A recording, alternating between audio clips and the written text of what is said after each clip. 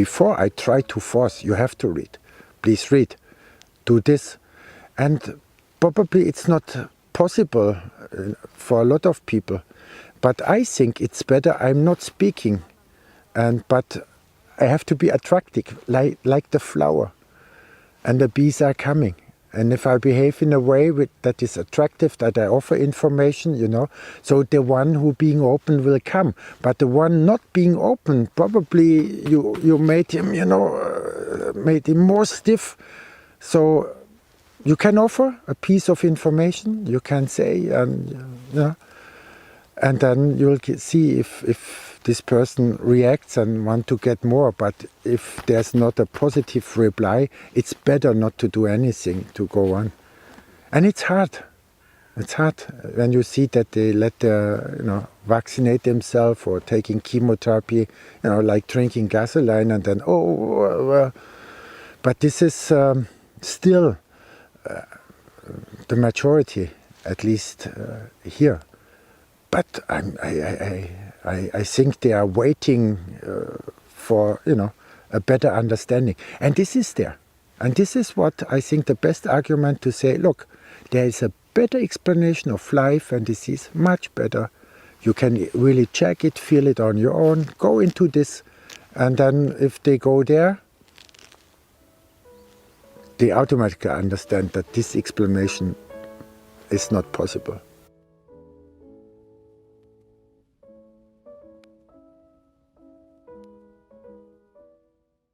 Dans les points suivants, le mot virus est utilisé à la place de la combinaison virus-pathogène. 1. Le fait de l'alignement. Les virologistes n'ont jamais isolé et montré directement un brin génétique complet d'un virus sur toute sa longueur. Ils utilisent toujours de très courts morceaux d'acide nucléique, dont la séquence est constituée de 4 molécules, pour les déterminer et les appeler séquences. À partir d'une multitude de millions de ces séquences très courtes et spécifiques, les virologistes assemblent mentalement un long brin de génome fictif à l'aide de méthodes informatiques et statistiques complexes. Ce processus s'appelle alignement. Le résultat de cet alignement complexe, le brin génétique fictif est très long, est présenté par les virologistes comme le noyau d'un virus, et ils prétendent avoir ainsi prouvé l'existence d'un virus. Cependant, un tel brin complet n'apparaît jamais dans la réalité et dans l'ensemble de la littérature scientifique, bien que les techniques standards les plus simples soient disponibles depuis longtemps pour déterminer simplement et directement la longueur et la composition des acides nucléiques. Par le fait de l'alignement, au lieu de présenter directement un acide nucléique de la longueur appropriée, les virologistes se sont réfutés eux-mêmes. 2. Le fait de l'absence d'expérience témoin pour l'alignement. Les virologistes n'ont jamais effectué et documenté un alignement en utilisant des acides nucléiques également courts provenant d'expériences témoins. Pour ce faire, ils doivent isoler les acides nucléiques courts à partir de la même procédure de culture cellulaire, à la différence que l'infection présumée ne se produit pas en ajoutant des échantillons supposés infectés, mais avec des matériaux stériles ou des échantillons stérilisés qui ont été infectés par le témoin. Ces expériences témoins logiques et obligatoires n'ont jamais été réalisées et documentées, les virologistes étant les seuls à prouver que leurs déclarations n'ont aucune valeur scientifique et ne doivent pas être considérées comme des déclarations scientifiques. 3. L'alignement ne se fait qu'au moyen de construction mentale. Afin de pouvoir assembler mentalement et par calcul les très courtes séquences des acides nucléiques utilisées en un long génome, les virologistes ont besoin d'une matrice pour aligner les courtes séquences en un très long brin de génome supposé viral. Sans cette séquence très longue donnée, il n'est pas possible pour un virologiste de construire un génome viral théoriquement computationnellement. Les virologistes affirment que le génome construit provient d'un virus, parce que l'alignement a été fait avec un autre génome viral donné. Cet argument des virologistes est brièvement et sans ambiguïté réfuté par le fait que tous les modèles avec lesquels de nouveaux brins de matériel génétique ont été générés théoriquement informatiquement étaient eux-mêmes générés théoriquement informatiquement et ne proviennent pas d'un virus. 4. Les virus n'ont jamais été observés chez un humain, animal, plante ou dans ces liquides. Les virologistes affirment que les virus infectieux, c'est-à-dire intacts, sont censés être présents en grand nombre dans le sang et la salive. C'est pourquoi, par exemple, lors de la crise du Covid, tous les gens portent un masque. Toutefois, à ce jour, aucun virus n'a été photographié dans la salive, le sang ou d'autres parties du corps humain, animal, végétal ou dans des liquides, bien que l'imagerie au microscope électronique soit désormais une technique standard facile et courante. Ce seul fait non équivoque et facilement vérifiable, à savoir qu'il n'existe pas d'image de virus dans le corps humain, animal, végétal ou dans des liquides provenant de celui-ci, réfute toutes les allégations concernant les virus. ce qui n'a jamais été vu dans le corps humain, animal, végétal ou dans des liquides provenant de celui-ci ne doit pas être considéré comme un fait scientifiquement prouvé. 5. La composition des structures qui sont prétendues être des virus n'a jamais été caractérisée biochimiquement.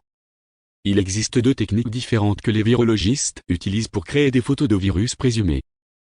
Pour la microscopie électronique à transmission, ils utilisent des cultures de cellules qu'ils intègrent dans une résine synthétique, grattent en fines couches et regardent à travers. Les particules qu'ils montrent dans ces images n'ont jamais été isolées et leur composition n'a jamais été déterminée par voie biochimique. Après tout, il faudrait trouver toutes les protéines et le long brin du génome qui est attribué au virus.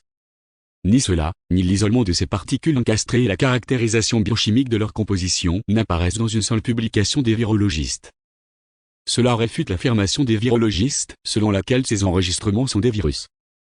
L'autre méthode utilisée par les virologistes pour photographier les virus au microscope électronique est la microscopie électronique à observation simple et rapide appelée coloration négative. Afin de concentrer les structures réellement existantes, telles que les phages et les virus géants, et de les séparer de tous les autres composants, ce qui est ensuite appelé isolation.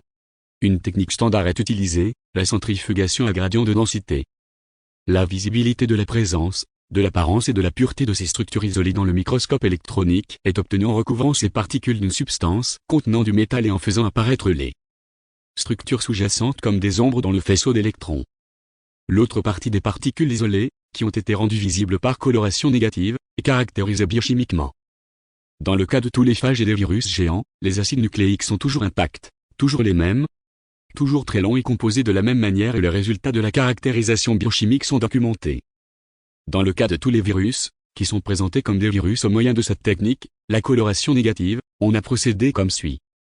Ces particules ne sont pas enrichies, purifiées et isolées par la centrifugation à gradient de densité prévue à cet effet, mais sédimentées par simple centrifugation sur le fond du tube de la centrifugeuse, ce qui est appelé pelting, puis observé au microscope électronique. La composition de ces structures, qui se présentent sous la forme de virus, n'a jamais été déterminée sur le plan biochimique jusqu'à aujourd'hui. Avec cette déclaration facilement vérifiable et compréhensible, basée sur toutes les publications des virologistes, dans laquelle les structures sont identifiées comme des virus au moyen du microscope électronique, les virologistes ont également réfuté cet argument de l'existence des virus de manière simple et élégante, sans le remarquer. 6. Les images de microscopie électronique, qui se présentent comme des virus, sont des artefacts typiques connus ou des structures spécifiques aux cellules. Les virologistes publient un grand nombre d'images au microscope électronique de structures qu'ils font passer pour des virus. Ils ne mentionnent pas le fait que toutes ces images sont des structures typiques de cultures cellulaires mourantes ou sont des bulles de savon protéino-graisseuses produites en laboratoire et n'ont jamais été photographiées chez l'homme, l'animal, les plantes ou dans des liquides provenant de celles-ci. Les chercheurs autres que les virologistes font référence aux mêmes structures que les virologistes présentés comme des virus, soit comme des composants cellulaires typiques tels que la villosité, soit comme des exosomes ou des particules semblables à des virus. C'est une preuve supplémentaire et indépendante que les déclarations des virologistes, selon lesquelles les virus peuvent être vus au microscope électronique, ont été scientifiquement réfutées. 7. Les expérimentations animales des virologistes réfutent les affirmations sur l'existence du virus. Les virologistes effectuent des expériences sur les animaux pour prouver que les substances avec lesquelles ils travaillent sont des virus et peuvent provoquer des maladies. Il ressort clairement de toutes les publications dans lesquelles ces expériences sur les animaux ont été menées que la manière dont les animaux sont traités produit exactement les symptômes qui sont censés être causés par le virus. Dans chacune de ces publications, il est clair qu'aucune expérience témoin n'a été réalisée où les animaux auraient été traités de la même manière avec du matériel de départ stérilisé. Ces deux faits ouvertement déclarés réfutent les virologistes qui prétendent avoir détecté la présence et l'effet des virus dans les expériences sur les animaux.